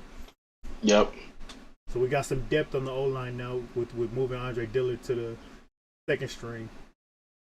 One of the ones that I don't think is getting enough talk unless you're an Eagles fan is Grant Calcutta, tight end. We haven't drafted a tight end in a few years. We're getting 6'5" Grant Calcutta. We have, I don't want to call him a clear number 2. They have him number 4 on the depth chart. We got Jack Stoll at number 2. I think Grant Calcutta is that dude to be able to step in mid-season, late season, once he starts to get everything figured out, and be that number 2 to Dallas Goedert. So, like you said, Jalen Hurts needs to make that jump. Devontae Smith is our X. He's our number 1 receiver this year. Devontae Smith. You heard it here first. Yep. That's going to take us into the schedule. We're going to take a look at the Philadelphia Eagles schedule into week 7, which is their bye week. The first 6 games, they got Detroit, Minnesota, Washington, Jacksonville, Arizona, and Dallas. I have them 1, 2, 3, 4, 5-1 at the bye. I can go 5-1. I got to Arizona. I got a 5-1 starting 4-0, and pick whichever one in Arizona or Dallas. I'm gonna lean more towards Dallas because fire Cliff Kingsbury. Yeah, no, I mean all that. So I'm gonna stay consistent with that. Get Cliff the hell out of here. I gave y'all what we did the Washington schedule. I projected a sweep, so I'm gonna keep consistent with that. You beat Washington and Washington. So I again have 5-1 at the bye week. Yep, I got 5-1 too, losing to Arizona in Arizona against a healthy D-Hop. D-Hop ain't there in Arizona. Nah, he out for like 8 weeks. He won't be there by week 5. 8. They say he's not coming back till 8. Damn, week 8. I missed that. Matter of fact, it ain't. I know for a fact it ain't 5, and I know for a fact it's closer to 8. But he ain't there for 5. Damn. I thought it was like a 6 to 8 week suspension, so he ain't there for 5. Telling you that. Oh, then we go. Nah, we ain't losing to Dallas in Philly. I got us going 6-0 then. 6-0, baby. 6-0. Coming out of the bye week, I'm gonna give a dub to Pittsburgh. I'm gonna give a dub to So coming out the bye week, there's another 3-0, so that's 8-1. Indy, Green Bay, very, very close, tough games. At Indy, they got Matt Ryan now. So I'll put that one on the suspect list. I'll put Green Bay on the suspect list. I'll give the dub to Tennessee. So that puts us at 9-3 right now. Dub to New York, dub over Giant. Dub to New York, dub over Chicago. That's 11. Dallas, New Orleans. This is very well be a 13-win team. And I said 11 to start. But again, I'm trying to keep consistent with what I put on the other stuff too. So I originally went 11, but this is very well a 13-win team. With again 5-1 out the bye and coming back out the bye week 3-0, could very well come out the bye week 4-0. I'm just giving Indy the win here. Maybe I don't got to give them the win. They probably done won the division already by week 11. So maybe I don't got to give them. Yeah, maybe I don't got to give them the win. They could probably win that division at like 8-8 and have 7 wins by now and be all right. So yeah, this is 11 win team at minimum. I'm starting to feel like it's closer to 13. When I relook at the depth chart, I'm just like, yo, Bradbury being second to Slay all-pro year last year. I'm like, man, this is again very this could be very, very deadly for Philly. So if you got a 12-win Washington and you got I even jump back. If you got a 10-win Washington and a 13-win Eagles, the hell's going on in Dallas? You know what I'm saying? Like that's kind of what I'm looking at when I'm looking at what we're seeing here. This is, again, I said 11. So I'm going to make 11 the floor from my expectations for the Eagles this year. Vontae Maddox is our backup corner. Like, and he just got paid. Backup corner. The James Bradbury. He just got paid because I remember when he got paid, I was like, Dante Jackson's going to be looking for his money. It's a scary team, man. And for me, I got us our floor, I agree, is 11 wins. But I'm gonna say it. We got this. We got this division. This is probably the first year I think we clearly win this division. I think we come out 13-3. With our losses coming somewhere in there against light Green. I want to say Green Bay, but we got Green Bay at home. It ain't no different than what Green Bay plays on, right? Especially late November. I got us losing to like a Dallas team once. We always struggle with New Orleans. And then I agree with you that Indy Green Bay game to me might be the third loss.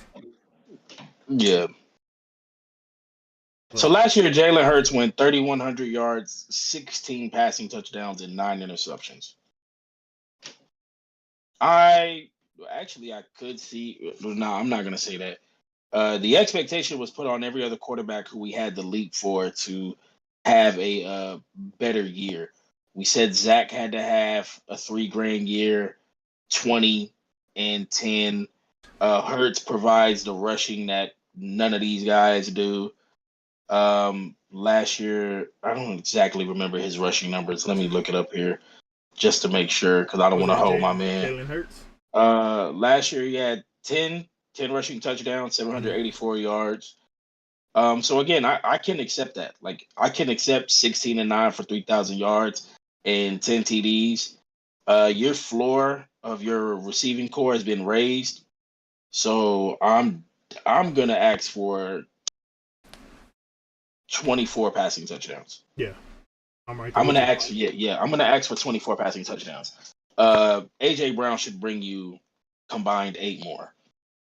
Not just from his hand alone, but it's gonna help out the goddamn team. I tell you that much. So pick 8 wherever you want to put him, whoever you want to get him to.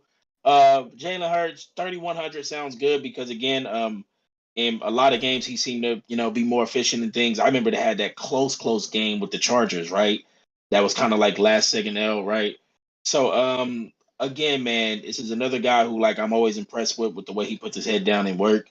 You have weapons now. You like upgraded weapon room, upgraded team. Again, it lies on your shoulders. And when the team's been here, his track record is shown to be able to help the team get to where they got to go. So I'm looking at 3,300 yards, 24 TDs, 9 picks.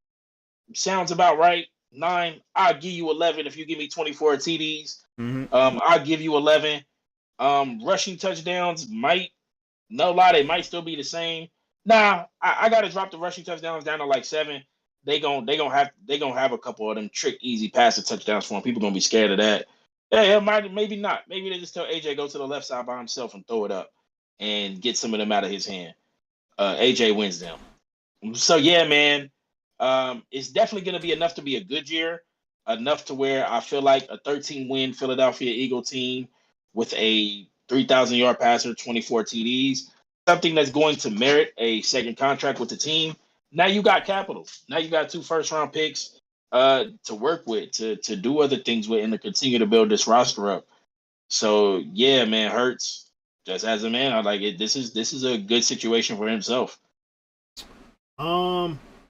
I'm looking at you. I need 3,500 from Jalen. I need 3,500. I need 35. Yeah, we said Tua had to have 35, but I felt like if you're a 13-win team, maybe you don't have to pass it as much as others. You guys have a great run game control, so I was kind of trying to ease up off of that. I think that's where we see his because I look at it. we had to turn into a running team because of the nature of what we had, right? Our O-line wasn't healthy, but one thing I don't want to say every O-line is good at is we got a hell of a center in Jason Kelsey. We didn't have Selmalo last year. Lane Johnson was, this and that at best. Landon Dickerson had to fill in this or there.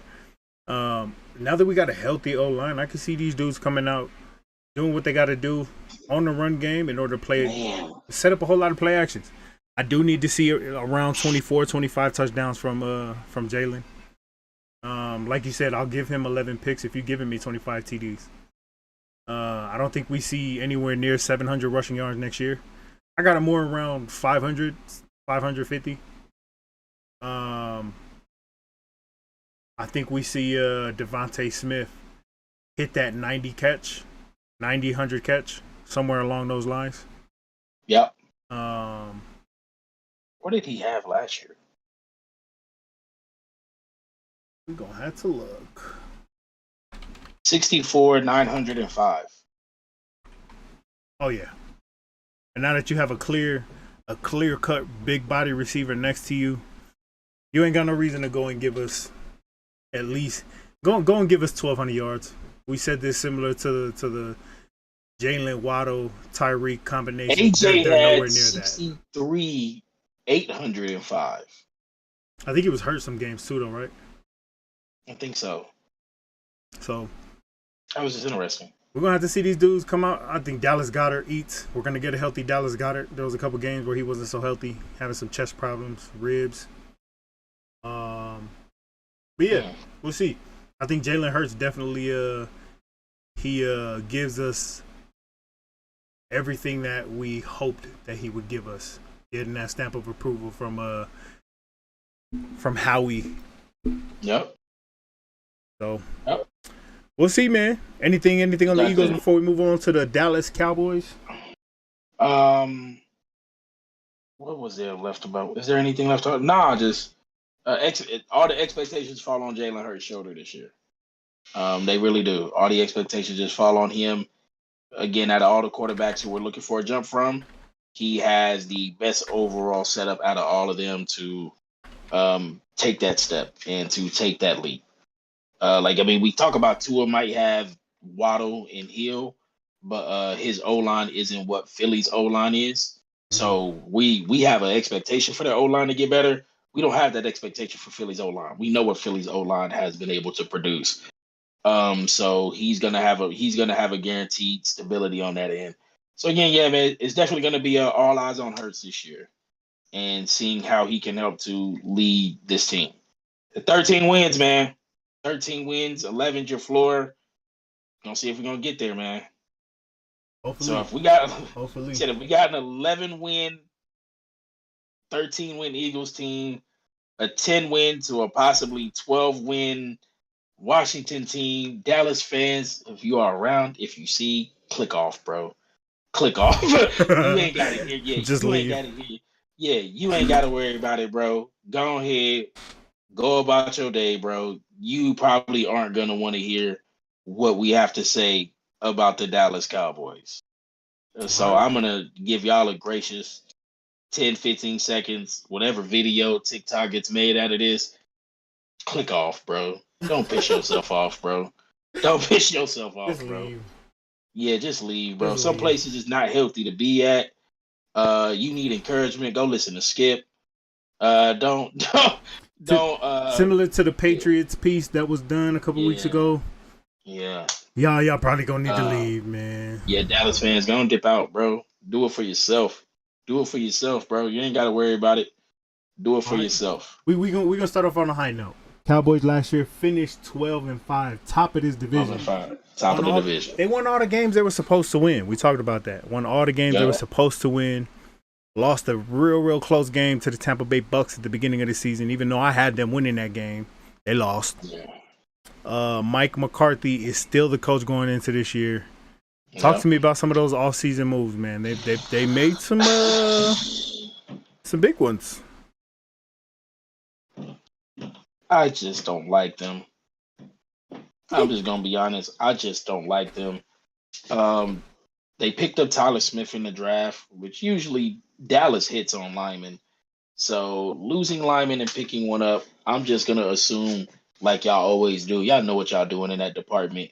Mm-hmm. You lost Cooper, you lost Cedric Wilson, you gave money to Dalton Schultz to stay around. You're expecting CeeDee Lamb to be your number one receiver going into next year. The everlasting battle between Zeke and Tony Pollard and this ongoing debate of people, whatever they're gonna do. Like, yeah, I think last year 12-5. If we did our stuff last year, that was like the ceiling of that team. This team for me this year is very difficult to give them double digit wins. Like Ooh. it really is. You had what Randy Gregory left, Keanu Neal left, like I said, Cooper and Cedric Wilson leaving. You had a lot of. I think Lyle Collins got released. Yeah, Collins got released, but you pick up Smith to replace him. So I'm as of right now, I'm just gonna say that's an even for an even. Just kind of giving Dallas the benefit from how they've been with that. But beyond that, it's almost like I honestly don't see where this team upgraded in any way. But I see where Philly upgraded. I see where Washington upgraded. I don't see nowhere where the only bright light that I could possibly see is Dante Fowler. He's kind of the wild card in this situation. Guy who had high draft, he was the number 3 pick to Jacksonville in his draft class in 2015. A guy who quote unquote had all the potential in the world. We could call Jacksonville whatever it wants. He's the guy who I hope with the pickup actually moves Micah Parsons to play linebacker. But if Micah Parsons is talking about he wants 25 sacks and to break the record, that doesn't mean that he's playing linebacker. Oh no, not that at means all. That means he's playing off the edge. He honestly he might get forced into that because they got Devontae Bond, who's out for the season. Season ain't even started, he's already out. That's my problem with Micah Parsons. Listen, I love the dude. The dude's a great talent. His podcast interview was amazing. Like the dude is a good dude, bro. I wanted him personally because like he's that build, like he's a great player. I don't think he's a middle linebacker like people want him to be a middle linebacker. Yep. I think he is the hybrid prototype edge rusher you're seeing now. But I don't think he could sit there in the middle of your defense and orchestrate your defense. That's why I remember we said it. I said Nick Bolton is a better inside linebacker than Micah Parsons. Absolutely. So that's how I felt. And people were like, well, Parsons got all this sack because you're right, because they moved him up there to do this. If you want to make Parsons a edge man, yeah, he could go be J.J. Watt, Von Miller and do that, but go fill the role of your interior in your linebacker corner. Now they got Jabril Cox. I'm trying to find a way to get him on the field, so I'm hoping that Michael, go to the end and let Jabril come take his spot. Y'all be good. Y'all got two really great players out there. But like that's where I struggle. Trayvon Diggs, playmaker, not shut down. Can Dallas repeat a season where they was one of the top teams, I believe, in the league in causing turnovers? Yeah. This was a very opportunistic defense. They took advantage of that stuff. All respect to Trayvon Diggs on that. For what he was able to accomplish. Yet again, can it be duplicated? Can it be duplicated? We don't see people duplicate it. I don't think we're gonna see that again. The person who did duplicate it, Xavion Howard, doesn't get the mention that he deserves in it. Xavion Howard's a dude who's constantly getting turnovers. Like this, Diggs had a great season again, but they also exposed, like we've seen the numbers of him getting burnt, getting killed. But when it came for him to make a play, he was able to make one. Yep, biting on those double moves and having those big plays against him. Your defense had its peak because 2 players had peak seasons. Again, I don't think that's something that I'll call that lightning in a bottle. I don't think that's something that's a sustainable act for this defense. This defense isn't built to be shut down defense. Now, if Diggs was at safety, like a Minka Fitzpatrick, right? Because that's the other one I think about, who's always in the right place, making plays, always there to break up passes, catch a tip ball, get a pick. If he was playing safety, I could probably see him duplicating that coming into this season. Maybe not to the extent he did last season, but for the fact that he's at corner, bro, I don't see it. I don't see it, and I think we will see Jabril Cox move up on that depth chart because Devontae Bond is out. They re-signed Leighton Vander Esch, who to me I've always been a fan of him. He just can't stay on the field. He just continues to get hurt, just like Sean Lee. Great linebacker, couldn't stay on the field. They re-signed Leighton Vander Esch to a year deal, and I think that was done for the sake of let's keep Leighton in the middle. Let's see what we could do with getting Micah transitioned over to that middle. They might have to move Jabril Cox over at weak side now that Bond is out for the year. But I don't know that he can. I don't know that we see Trayvon Diggs duplicate that this year. It's hard to see. Yeah, man. What he had last year. Let me see the number of what he had last year. So last year he had 11. 11, yeah. 11 interceptions. Picks, 2 to the crib.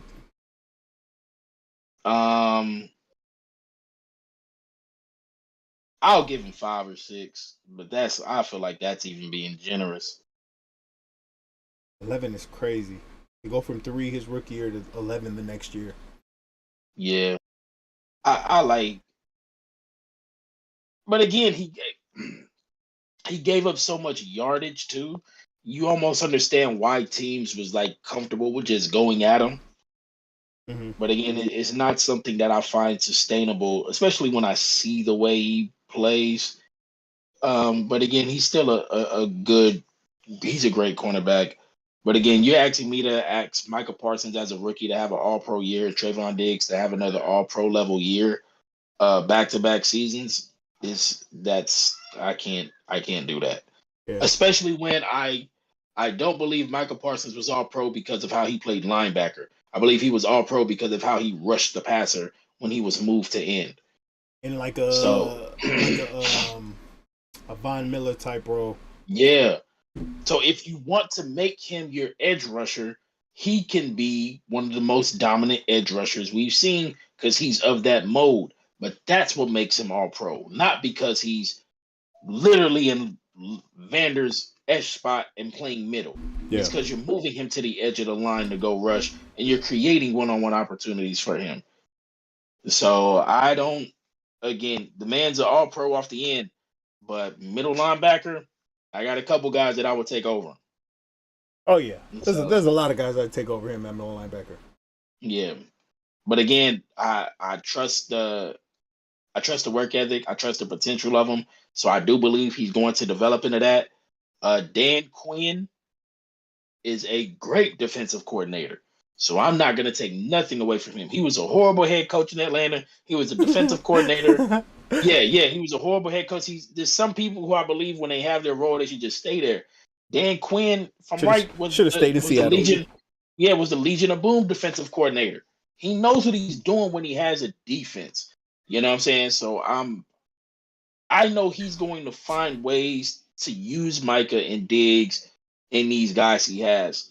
But again, it's going to be an opportunistic defense. I don't think these guys are a shutdown top 10 defense. Cool. So that's going to take us into their schedule. Now, I do got to say, based on the last 3 schedules that we saw, this schedule sucks. Their schedule is tough, bro. That's honestly the reason why I have them losing more games too. This schedule is tough. So they got a bye week at week 9. They start off the season Tampa, Cincinnati, in New York, Washington, in LA, in Philly, Detroit, Chicago, and then into the bye. So they started last year against Tampa. I had them beating Tampa outright. They came out, they lost a very close game. It was actually a great game. I ain't going to make that same mistake this year. I got them 4-4 at the bye week. Starting 0-2. I'm with you. Then going 2-2, losing 2, and then winning 2. Yep. They're doubling up 2-2-2-2, 4-4 at the bye week, but they're coming out the bye week with 2 more losses to Green Bay and Minnesota. Damn, so that puts them at what, 4-6? 4-6. 4-6, 2 games after the bye. I don't honestly want to give them the win against Indianapolis. I don't think I will. But I'm gonna be like, I already put my flag on the Patriots, man, so I just can't be throwing flags out there, bro. You know what I'm saying? Like, I can't be throwing flags out there, bro. So, like I said, y'all going into the bye with 2 dubs. Y'all coming out the bye with 2 L's. Hey, you can have a flag per division. You know what I'm saying? No, I don't want to be that type of guy. I don't want to be that type of guy. I want my flags to mean something. So, like, when they hit, I can celebrate, but when they miss, I could get roasted. So, like, be honest, like, if Tua was here on this episode, Tua would have hell nodded me on 12 wins because he had Washington losing every game that we ever had them tagged in. Tua's got them damn near in the Bryce CJ sweepstakes. Damn. So yeah. So you got them beating Indianapolis then? Because right now we got them at 4-6 after Green Bay, Minnesota. Let me. All right. So wait, they got 4-6. Beat New York 5-6. 5-6. Let's be generous because it's a game at home and it's nighttime. 6-6. So they're 6-6. Then they'll go 8-6 with dubs over Houston and Jacksonville. Ooh, I got them 8-9. They losing their last 3 games. That's where I gave them their 9th win. I actually have them beating Tennessee. Ooh, in Tennessee on a Thursday. Again, Tennessee's trash. Tennessee's trash. I was going to state that Tennessee's trash, and I'm gonna go ahead and state that. Let me not state that. I want to believe in Mike Vrabel. I want to believe in Mike Vrabel. Yeah, I believe in Vrabel and I believe in Henry. But again, they lost everything that made Tannehill average. I don't believe in Tannehill. So they lost everything that made Tannehill average. So I don't know what they're gonna do with that. Y'all lost Julio and AJ Brown. How you lose Julio and AJ Brown? So yeah, they lost everything that made him average. Now you gave him a below average core. This could be very, very bad. So I'm leaning towards Colts clearing that division. But Jacksonville's also my best team to go from worst to first. So if we got them losing, honestly, because I'm gonna agree with you. I'm gonna go with you. They're gonna beat Tennessee, but I gotta have them losing to Washington. That's what I do. I have them losing to Washington. Okay. That's still only 9 wins. So 9-8. So we both came out the bye 4-4. Then they went 4-6, 5-6, generous 6-6, beating the Colts Sunday night. Then we have them winning the next 2, 8-6, losing to Philly, 8-7, beating Tennessee, 9-7, losing to Washington, 9-8. So now you got a 9-8 Cowboys, an 11-win at minimum Eagles, and a 10 what I say 12-win Washington. It's not getting you in the playoffs. Oh yeah, not at all. Not at all. Because that'll put the Eagles at 1, Commanders at 2, Cowboys at a clear 3 with the Giants just in the Bryce. Bryce in the sweepstakes. So that'll be our overview. The overview will be you have Philly winning the division. I'm gonna go there too. But again, I'm throwing my flag with the Commanders this year. But they got to get to 12. They got to get to 12. That's with the 4-0 sweep after the bye. They got to get to 12. No 12 wins. No defensive player of the year from Chase. No division. So yeah, that would put them at a 9-win team. And this really is this is like the worst. God, I said that for the Giants. I said y'all could win 3, maybe 5. For Dallas, it's like y'all could win 9, maybe 10. Like, I don't see y'all touching 11 wins this year, bro. I don't see y'all touching 11 wins this year. What's crazy is I don't think we've had 3 teams have a winning season in the last few years. Because 2018, 2020, everyone had a losing season. No one had double digit wins. 2019, we only had 2. 2018, only the Cowboys and the Eagles went 10-9, 10 wins and 9 wins. 2017, we have not had 3 teams go above 500, and it looks like we're projecting them 3 teams to go above 500 with Dallas still not making the playoffs. I think we might be some of the only people in the world who think Washington is even maybe a positive team this year. Oh yeah. I guarantee you ain't nobody saying that they're a positive team. You know what? I actually think Shannon Sharp had them up. Did he? With Riverboat? Yeah, no, he was on the actually I think his argument was Wentz was the best quarterback in the division. Yeah, I think that was a statement he made. So if we're going on potential into the year, based on what we know, I'm not mad at that. Like, I can't argue with it. Yeah. I'm an Eagles fan hoping that we see more of Jalen, hoping that we see an evolution. I can't argue with that. I said there's a very easy chance.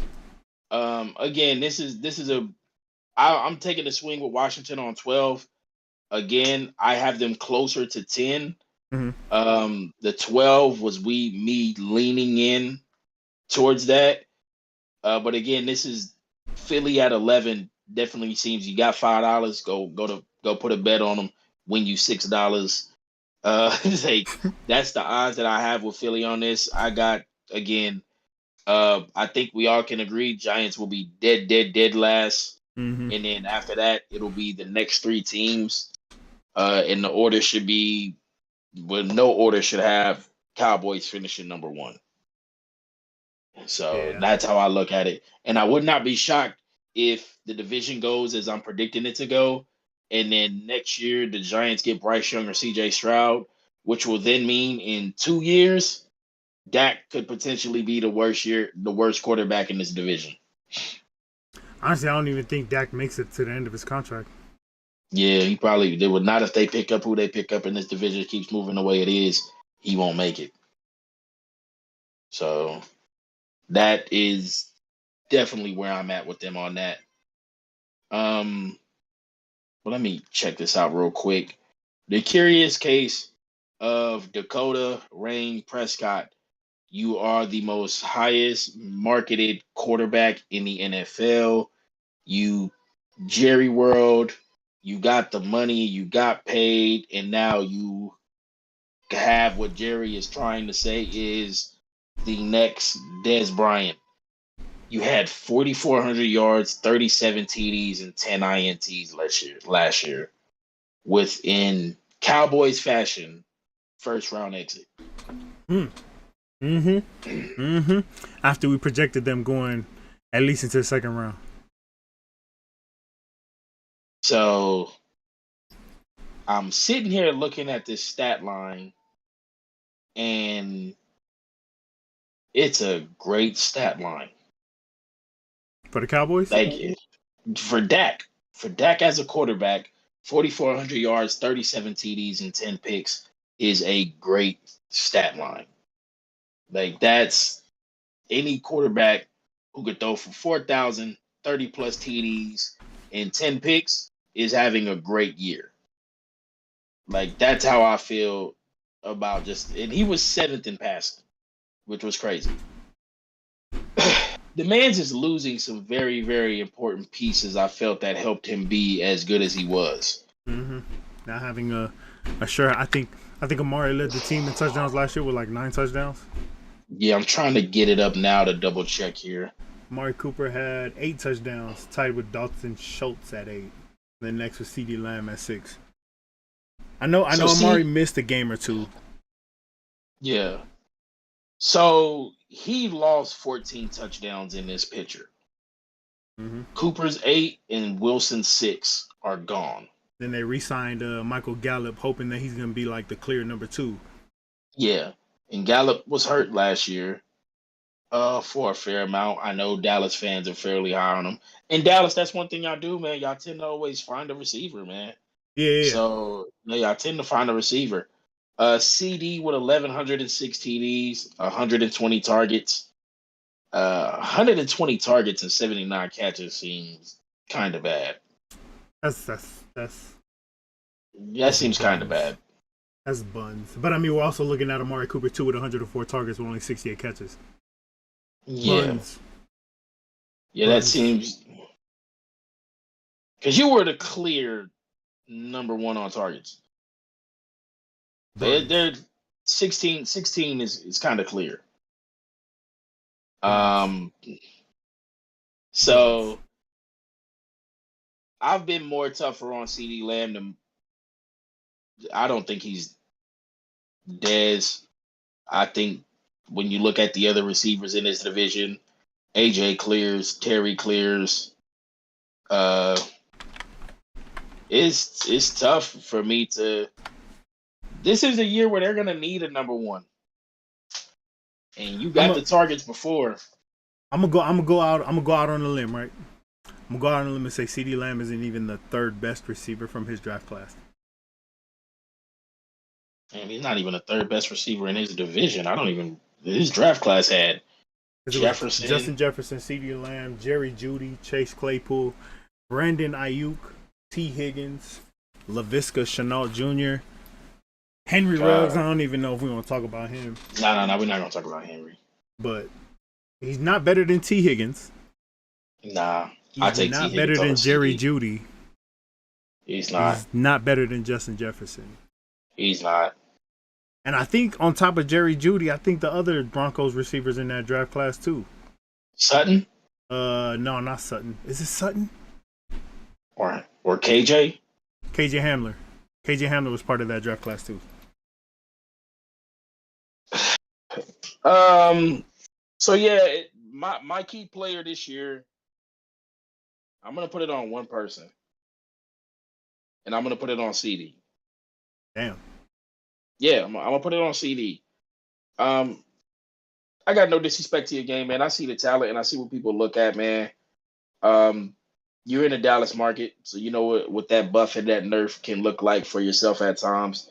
But again, you're in muddy waters, man. You're in muddy waters with other people. I personally think you benefited from having a Amari Cooper around you. Mm-hmm. I think there's a lot of more guys who came after him who were clearly better than him. So, yeah, man, if there was ever a year where I wanted to put my money on a guy to run up the stats, it'll be CeeDee Lamb this year. Mainly because I have a personal dislike for Dalton Schultz. So I don't want to see him succeed at all. Like, I really don't. What he do to you, bro? Jeremy Chin, he hold him. Oh, damn. He hold Jeremy Chin. And ever since that moment, I disliked him. So, like, I have a real hate in my heart for him. Like, I want to see him do nothing good. Got your money, though, man, so I'm glad you got your money, bro. I never want to, so you earned your dollars. But them is Dallas dollars. That's Jerry World money. Yeah, so CeeDee Lamb. CD, we need triple tens across the board. Damn. We need 100 catch. Yeah, we need 100 catches. We need 1,300 yards. We need 11 TDs. Damn. That's the call out for CD this year. CD, we need 100 catches, 1,300 yards, 10 TDs. Chase put up 14. Jefferson put up 14 and 16. Debo did 14 last year. DK's did 2-digit receiving touchdown seasons. Oh, we got to hold CD to much more than that then. With him being the clear number one, and let's not forget, right? Dak Prescott has had 20 touchdowns, at least 22 touchdowns from the beginning of his career, aside from the year he got injured, played 5 games, 9 touchdowns. He's had at least 22 touchdowns all throughout his career, at least 3,300 every year. If Dallas wants that leap, they need an all-pro CD Lamb this year. He needs 1,500. I think he needs 100 catches. I agree with you. He got to go for 1,400 yards. You got to. And then you got to give me at least 12 touchdowns. Yeah. So I'm going 113, 11. You're going 114 and 12. Mm-hmm. But yeah, CD, we need an all-pro year. So if Dallas wants to succeed, CD has to be the all-pro. It can't be Diggs. It can't be Micah. CD has to be the all-pro this year. And then I'll be like, yo, Dallas is in that hole. But if CD isn't the all-pro wide receiver, hey, man, hold that 9 wins and go on with yourself. So, all right. Cool. That wraps it up for the NFC East, man. Before we go, I need a bold take for the NFC East. A bold take. Aside from your Washington winning the division, 12 wins. We gonna put that in a separate bucket. What's your bold take for the NFC East? Let me take a relook here at. All right, so Chase Young, DPOY, Defensive Player of the Year. Washington, 12 wins. Those were what was already said. Kayvon, Defensive Rookie of the Year. Damn. That's the other one. That damn sure better be a take, man. They better just spam you to go get sacks. They need that publicity of a Defensive Player of the Year, Defensive Rookie of the Year. Give them hope. So Kayvon, go get you a Defensive Rook of the Year. Go ahead and do that. That's going to be the take for the Giants. The take for the Eagles. Hot take for the Eagles will be 12 sack season from Reddick. Ooh. I think he's stuck at 8.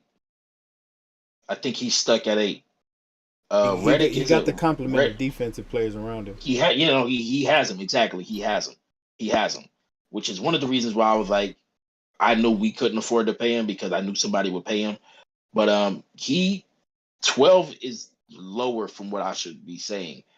But on top of the 12 from Reddick, AJ and Devontae both having 60 catches. I think 90 for Devontae and double-digit TDs for AJ is in need. Washington Commanders. Oh, yeah, and the Dallas Cowboys take will be all-pro year from CeeDee Lamb. Dallas Cowboys take will be we need the all-pro year. We need the 100. We need damn near triple crown year from CD, man. We need the 110, Ooh. The 1300. Well, not the 1300 ain't enough. But we need 110. We need 1300 yards. We need 11 TDs at minimum. CD across the board, bro. Again, you're set up there, man. You're being propped up to do it. This is dang short a year where you're being served up to do it. CD, you go get these stats this year and you kill it. Hey, Jerry gonna take care of you, bro. Jerry is going to take care of you. You are going to get paid. So remember that. The takes for the year. CD, go get your all-pro. 110. I'm going to bump up 10 more catches. 110 catches, 1,300 yards, 11 TDs. Defensive Rookie of the Year from Kayvon Thibodeau. 90 catches from Devontae. 10 TDs from A.J. Brown. 12 sacks from Hassan Reddick. Washington, your 12 wins, and your Chase Young Defensive Player of the Year. Cool. I'm gonna start it off with the New York Football Giants. Kayvon Thibodeau is a bust. God damn, that's Kayvon Thibodeau is a bust. He is a bust. Everything I saw from this man at Oregon, you were a really, really good college defensive player. But when you needed to make a play, bro, it looked like you ran from the moment. I think going into the NFL, I don't think it's going to translate, man. I think him and Leonard Williams are going to get lost in each other's, hype coming into the NFL. I think Kayvon Thibodeau might be the bust over there. He might going to be a bust. Okay. First 2 years of his career is going to be really, really bad. It ain't going to look good. Gotcha. Going to the Commanders, I think we see a triple crown from Terry. Oh, God. We about to see triple crown from Terry. He might going to be that dude to go and get it. And what we asked of Carson Wentz to do, he has the capability of potentially pushing that a little bit further. I think Terry McLaurin is going to be the best receiver in this division. Hands down. Okay. The best receiver. I'm going into Dallas. I think I'm gonna stick right there with you. I think CD does need a triple crown type year in order for them to be successful. But I do agree with the 100+ catches, 1,300 yards. I need 12 to 13 touchdowns. So we'll see what that looks like. And then the Eagles, man. I'm going to go with we're going to have 2 running backs over 1,300 yards rushing. Oh, man. 1,200 yards rushing. 2 running backs, Boston Scott and Miles Sanders. Over 1,200 yards rushing. Super heavy. Bold takes. Yeah. But even bolder take, the Eagles will be playing for a spot in the Super Bowl at the end of the year. Mm-hmm. I'm not going to go as far as us going to the Super Bowl. We're going to find conference championship. We're going to find a way to be there playing a conference championship against somebody. We have an easy schedule. I don't think we'll find a way to get that bye into the year, but I think we find a way. We find a way to play for a spot in the Super Bowl. The Eagles are trash. Molessi, no. That's my bold takes, man. That's my bold takes. Terry McLaurin, you going to be the Triple Crown winner this year? Bold take, y'all. Bold take. Kayvon Thibodeau, bust. Cowboys, right there with you with CeeDee Lamb. Eagles, 2 1,200-yard rushers. With a spot hopefully in the Super Bowl. Got you. Let's get it. That wraps that up. All right, cool. Next week to the AFC South: Houston, Texas, Indianapolis Colts, Jacksonville Jaguars, and the Tennessee Titans. This one's going to be very, very fun for me. So y'all get y'all pens out next week. AFC South, baby. All up to Jalen. I totally agree, Molessi. All up to Jalen Hurts. But we'll see y'all next week. If y'all interested in something other than sports, catch us tomorrow on TTE Talks. Tomorrow, TTE we'll Talks. see y'all next week in the AFC South. We out.